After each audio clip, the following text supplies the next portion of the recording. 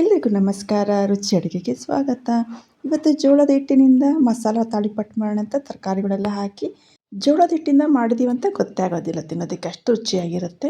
ಇದನ್ನು ಮಾಡೋದಕ್ಕೆ 2 ಬೌಲಷ್ಟು ಜೋಳದ ಹಿಟ್ಟನ್ನು ತಗೊಳ್ತಾ ಇದ್ದೀನಿ.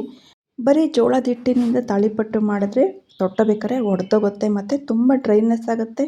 ಹಂಚಿನ ಮೇಲೆ ಹಾಕ್ತಾರೋ ಮಗ್ಚಕಕ್ಕೆ ಬರೋದಿಲ್ಲ, ಒಡೆದೋಗ್ಬಿಡುತ್ತೆ. ಹಾಗಾಗಿ ಇದು ಜಿಗಿ ಅಂಶ ಬರೋದಕ್ಕೆ 2 ಸ್ಪೂನಷ್ಟು ಗೋಧಿ ಹಿಟ್ಟನ್ನು ಸೇರಿಸ್ಕೊಳ್ಬೇಕು. ಇದನ್ನು ಹಾಕೋದ್ರಿಂದ ಒಳ್ಳೆ ಬೈಂಡಿಂಗ್ ಕೊಡುತ್ತೆ, ತಾಳಿಪಟ್ಟು ಒಡೆಯೋದಿಲ್ಲ. ಇವಾಗ ಕ್ರಿಸ್ಪಿನೆಸ್ ಬರೋದಕ್ಕೆ 2 ಸ್ಪೂನಷ್ಟು ಅಕ್ಕಿ ಹಿಟ್ಟು ಹಾಕ್ತಾಯಿದ್ದೀನಿ. 1 ಸ್ಪೂನಷ್ಟು ಕಡಲೆ ಹಿಟ್ಟು ಹಾಕ್ತಾಯಿದ್ದೀನಿ. ಇದನ್ನು ಹಾಕೋದ್ರಿಂದ ಒಳ್ಳೆ ರುಚಿ ಕೊಡುತ್ತೆ ಮತ್ತು ಒಳ್ಳೆ ಘಮ ಕೊಡುತ್ತೆ. ಸಣ್ಣದಾಗಿ ಹೆಚ್ಚಿರುವಂಥ ಈರುಳ್ಳಿ, ಕ್ಯಾಪ್ಸಿಕಮ್ನು ಕೂಡ ಸಣ್ಣದಾಗಿ ಹೆಚ್ಕೊಂಡಿರಬೇಕು. ಹಸಿಮೆಣಸಿನ್ಕಾಯಿ ಹಾಕ್ತಾಯಿದ್ದೀನಿ. ನಿಮಗೆ ರುಚಿಗೆ ಎಷ್ಟು ಬೇಕೋ ಅಷ್ಟು ಹಸಿಮೆಣಸಿನ್ಕಾಯಿನ ಹಾಕ್ಕೊಳ್ಳಿ. ತೆಂಗಿನಕಾಯಿನ ಸಣ್ಣದಾಗಿ ಹೆಚ್ಕೊಂಡು ಹಾಕ್ಕೊಂಡಿದ್ದೀನಿ, ಬೇಕಾದರೆ ತುರಿದು ಕೂಡ ಹಾಕ್ಕೊಳ್ಬೋದು. ಕ್ಯಾರೆಟ್ ತುರಿ, ಸಬ್ಬಸಿಗೆ ಸೊಪ್ಪು ಅಥವಾ ಸಬ್ಸಿಗೆ ಸೊಪ್ಪು ಅಂತ ಹೇಳ್ತೀವಲ್ಲ, ಅದನ್ನು ಸಣ್ಣದಾಗಿ ಕಟ್ ಮಾಡಿ ಹಾಕ್ಕೊಂಡಿದ್ದೀನಿ. ಒಳ್ಳೆ ಪರಿಮಳ ಕೊಡುತ್ತೆ ತಾಳಿಪಟ್ಟಿಗೆ ಇದು. ಸಣ್ಣದಾಗಿ ಹೆಚ್ಚಿರುವಂಥ ಕೊತ್ತಂಬರಿ ಸೊಪ್ಪು, ಹುರಿದಿರುವಂಥ ಬಿಳಿ ಎಳ್ಳು 1 ಸ್ಪೂನಷ್ಟು, 1/4 ಸ್ಪೂನಷ್ಟು ಜೀರಿಗೆ ಹಾಕ್ಕೊಳ್ಬೇಕು. ಸ್ವಲ್ಪ ಅರಿಶಿನ ಪುಡಿ, ಇದನ್ನು ಬೇಕಾದರೆ ಹಾಕ್ಕೊಳ್ಬೋದು, ಇಲ್ಲಾಂದರೆ ಸ್ಕಿಪ್ ಮಾಡ್ಕೊಳ್ಬೋದು. ರುಚಿಗೆ ತಕ್ಕಷ್ಟು ಉಪ್ಪು, ಇದನ್ನೆಲ್ಲ ಹಾಕ್ಕೊಂಬಿಟ್ಟು ಫಸ್ಟಿಗೆ ಒಂದು ಸರಿ ಎಲ್ಲಾದರೂ ಚೆನ್ನಾಗಿ ಮಿಕ್ಸ್ ಮಾಡ್ಕೊಂಬೇಡಂತೆ. ಫಸ್ಟಿಗೆ ನೀರು ಹಾಕ್ಕೊಂಡು ಕಲಿಸ್ಕೊಳ್ಳೋದು ಬೇಡ. ಇವಾಗೆಲ್ಲ ಚೆನ್ನಾಗಿ ಮಿಕ್ಸ್ ಮಾಡ್ಕೊಂಡಾದಮೇಲೆ ನೀರನ್ನ ಸ್ವಲ್ಪನೇ ಹಾಕ್ಕೊಂಡು ಕಲಿಸ್ಕೊಳ್ಳಿ. ಒಂದೇ ಸತಿ ನೀರು ಹಾಕ್ಕೊಂಬಿಟ್ರೆ ನಿಮಗೆ ಹದ ಗೊತ್ತಾಗೋದಿಲ್ಲ, ತೆಳ್ಳಗಾಗೋಗ್ಬಿಟ್ರೆ ಕಷ್ಟ ಆಗುತ್ತೆ. ಹಾಗಾಗಿ ಸ್ವಲ್ಪನೇ ನೀರು ಹಾಕ್ಕೊಂಡು ಚೆನ್ನಾಗಿ ಕಲಿಸ್ಕೊಳ್ಬೇಕು. ಇದನ್ನು ನೆನೆಸಿಡಬೇಕು ಅಂತ ಏನಿಲ್ಲ, ಕಲಸಿದ ತಕ್ಷಣ ಇದನ್ನು ತಟ್ಕೊಳ್ಬೋದು. ಇವಾಗ ನೋಡಿ, ಇದು ರೆಡಿಯಾಗಿದೆ. ಈ ಹದಕ್ಕೆ ಕಲಿಸ್ಕೊಂಡ್ರೆ ಸಾಕಾಗುತ್ತೆ. ಇವಾಗ ನಮಗೆ ಎಷ್ಟು ಬೇಕೋ ಅಷ್ಟು ಹಿಟ್ಟನ್ನು ಉಂಡೆಗಳನ್ನಾಗಿ ಕಟ್ಕೊಂಡು ಇಟ್ಕೊಂಡ್ರೆ ತೊಟ್ಟಬೇಕಾದ್ರೆ ತುಂಬ ಈಸಿ ಆಗುತ್ತೆ. ದೊಡ್ಡದಾಗಲಿ ಚಿಕ್ಕದಾಗಲಿ ಉಂಡೆಗಳನ್ನ ಮಾಡ್ಕೊಂಡು ಇಟ್ಕೊಂಬೇಡಂತೆ, ಒಂದು 2-3 ಇವಾಗ ಹಂಚಿನ ಮೇಲೆ ಡೈರೆಕ್ಟಾಗಿ ತೊಟ್ಟೋದು ತೋರಿಸ್ತಾ ಇದ್ದೀನಿ. ಸ್ವಲ್ಪ ಎಣ್ಣೆ ಅಥವಾ ತುಪ್ಪನ ಚೆನ್ನಾಗಿ ಎಲ್ಲ ಕಡೆ ಸ್ಪ್ರೆಡ್ ಮಾಡ್ಕೊಂಬಿಟ್ಟು ಈ ಥರ ತೊಟ್ಟುತ್ತಾ ಬರಬೇಕು. ಕೈಗೆ ಹಿಟ್ಟು ಅಂಟುತ್ತಾ ಇದ್ದರೆ ನೀರನ್ನು ಹಚ್ಕೊಂಡು ಚೆನ್ನಾಗಿ ಸ್ಪ್ರೆಡ್ ಮಾಡ್ಕೊಳ್ಬೇಕು.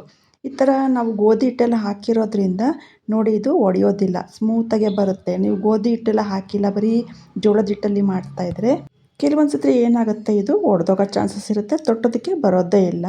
ಮತ್ತು ಇದು ಹೊಸ ಹಂಚಲ್ಲಿ ಮಾಡೋಕ್ಕೆ ಹೋಗಬಾರ್ದು, ಹಳೆ ಮಾಗಿರೋ ಹಂಚಲ್ಲಿ ಮಾತ್ರ ತಾಳಿಪಟ್ಟು ಮಾಡ್ಕೊಳ್ಬೇಕು. ಹೊಸ ಹಂಚಲ್ಲಿ ಯಾಕೆ ಮಾಡ್ಕೊಳ್ಬಾರ್ದು ಅಂದರೆ, ಅದಿನ್ನೂ ಎಣ್ಣೆ ಹಾಕಿ ಅದೆಲ್ಲ ಚೆನ್ನಾಗಿ ರೆಡಿಯಾಗಿರೋದಿಲ್ಲ. ಹಾಕಿದ ತಕ್ಷಣ ಏನಾಗುತ್ತೆ, ತಳ ಹಿಡಿದ್ಬಿಡುತ್ತೆ, ತಾಳಿಪಟ್ಟು ಎದ್ದೊಳೋದೇ ಇಲ್ಲ.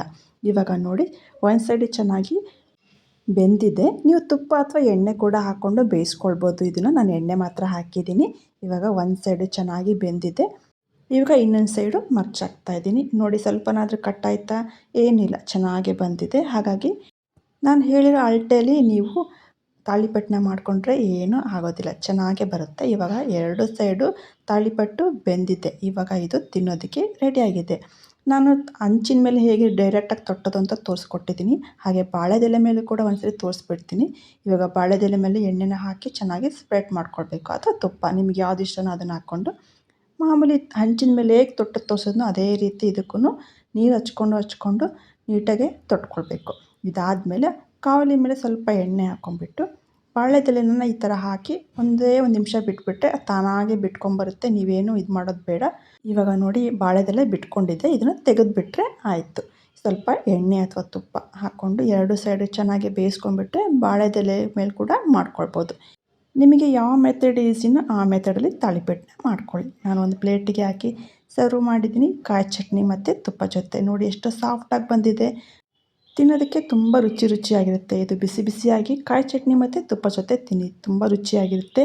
ಈ ರೆಸಿಪಿ ನಿಮಗೆ ಇಷ್ಟ ಆಗಿದೆ, ಶೇರ್ ಮಾಡಿ, ಲೈಕ್ ಮಾಡಿ, ಕಮೆಂಟ್ ಮಾಡಿ. Thank you.